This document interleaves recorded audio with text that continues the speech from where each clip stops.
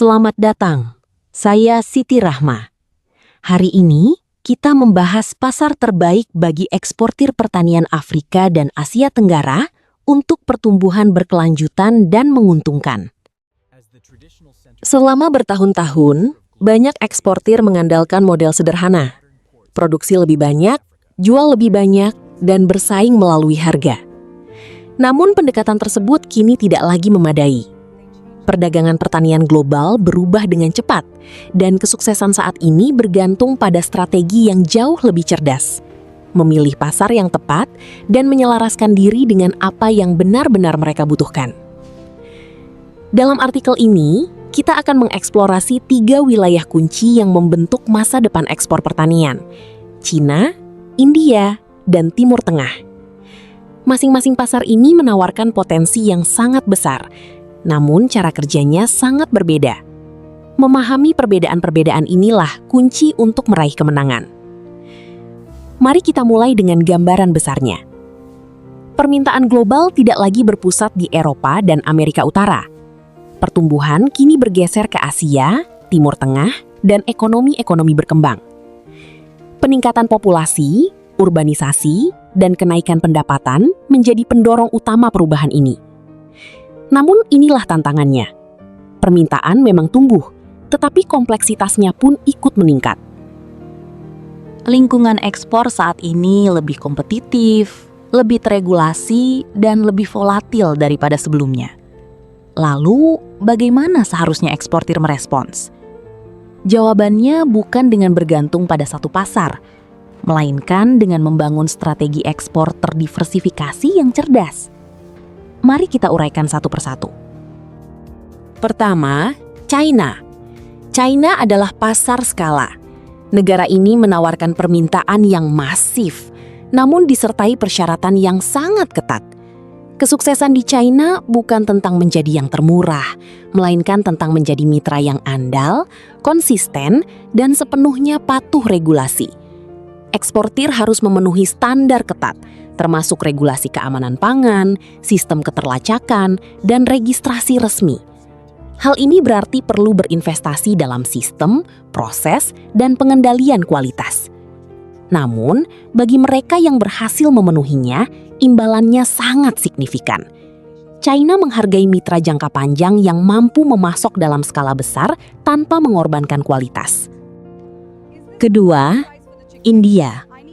India adalah pasar pertumbuhan, berkembang pesat, dinamis, dan penuh peluang.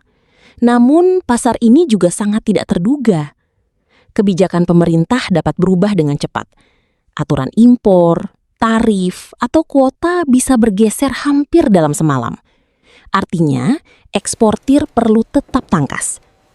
India menghargai kecepatan dan fleksibilitas. Strategi terbaik di sini adalah tetap adaptif. Diversifikasi produk, pantau pasar secara cermat, dan siap bertindak ketika peluang muncul.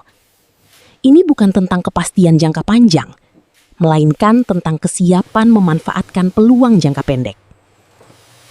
Ketiga, Timur Tengah. Disinilah hal-hal menjadi sangat menarik. Timur Tengah adalah pasar premium. Negara-negara di wilayah ini sangat bergantung pada impor pangan dan memiliki daya beli yang kuat. Artinya, pembeli bersedia membayar lebih, tetapi hanya untuk produk yang mereka percayai. Kesuksesan di sini bergantung pada 3 hal: kualitas, branding, dan hubungan. Sertifikasi, terutama sertifikasi halal, merupakan hal yang esensial. Namun, lebih dari itu, eksportir harus memberikan kualitas yang konsisten dan membangun cerita merek yang kuat di sekitar produk mereka. Ini bukan sekedar menjual pangan. Ini tentang membangun kepercayaan. Dan di Timur Tengah, hubungan sangat penting. Kemitraan jangka panjang dengan importir dan distributor merupakan kunci kesuksesan. Lalu, apa arti semua ini bagi para eksportir? Ini berarti masa depan bukan tentang memilih satu pasar dan mengabaikan yang lain. Ini tentang membangun portofolio yang seimbang. Gunakan China untuk skala dan stabilitas. Gunakan India untuk peluang pertumbuhan. Gunakan Timur Tengah untuk margin premium. Namun, untuk sukses di ketiga pasar tersebut, terdapat beberapa fondasi umum yang tidak boleh diabaikan. Pertama, agregasi. Produsen kecil harus bersatu melalui koperasi atau klaster guna mencapai skala dan konsistensi yang diminta oleh pembeli global. Kedua, sertifikasi. Baik itu halal, organik, maupun fair trade, sertifikasi kini bukan lagi pilihan. Sertifikasi adalah alat ampuh untuk mengakses pasar dan meraih harga yang lebih baik. Ketiga, kemitraan. Tidak ada eksportir yang sukses sendirian. Hubungan yang kuat dengan pemerintah, pembeli, penyedia logistik, bahkan sesama produsen sangat penting untuk pertumbuhan dan ketangguhan. Jadi, jika Anda adalah seorang pemimpin agribisnis, manajer koperasi, atau eksportir yang ingin memperluas jangkauan, artikel ini menawarkan peta jalan praktis bagi Anda. Artikel ini tidak hanya memberitahu kemana permintaan tumbuh, tetapi juga menunjukkan cara memposisikan bisnis Anda untuk menangkap pertumbuhan tersebut. Jika Anda ingin melampaui strategi ekspor tradisional dan membangun masa depan yang lebih tangguh serta menguntungkan, saya sangat menyarankan Anda membaca artikel lengkapnya.